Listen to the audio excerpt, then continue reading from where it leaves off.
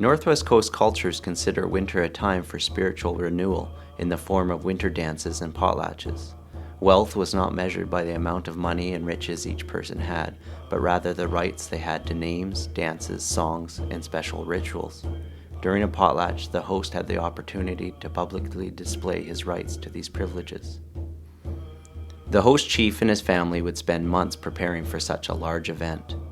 Every preparation was well planned, and each member of the host chief's extended family would have specific tasks to do. Strict protocol was followed during the preparation and the potlatch itself. As hundreds of guests from other communities arrived, the host chief would be expected to feed them for as long as they stayed. Where the guests sat in the big house, the order in which they were fed and allowed to demonstrate their songs and dances, as well as the amount of gifts they were given for witnessing the potlatch, was all dependent on their rank and importance. The potlatch also provided the opportunity for the collective sharing of knowledge in tribal history. As this culture was sustained by oral traditions, every person, regardless of age, was expected to sit and listen, learning or reconfirming tribal history, their territory, their kinship ties, and their moral obligations to their ancestors and the environment.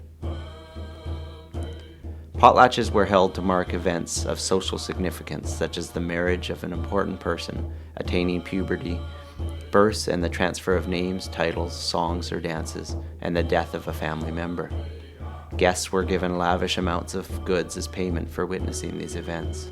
It was also expected that repayment of these gifts would double when the chief attended the guest potlatch in the future. The following is description of a omoks potlatch in the 1880s. There were about 200 Indians present. They commenced by giving away about 50 pair of blankets, a few shawls, etc. After this was over, a great noise of yelling was heard outside. Anticipation ran high. All knew the real performance was about to start. Presently, the door opened, and in came about 12 members dressed in costumes representing animals and birds. As each was well inside the door, he spun on one foot and bowed to the new chief, who was being installed. Then danced around the fire 4 times, after which the dancer stepped to one side to let the next enter, and so on.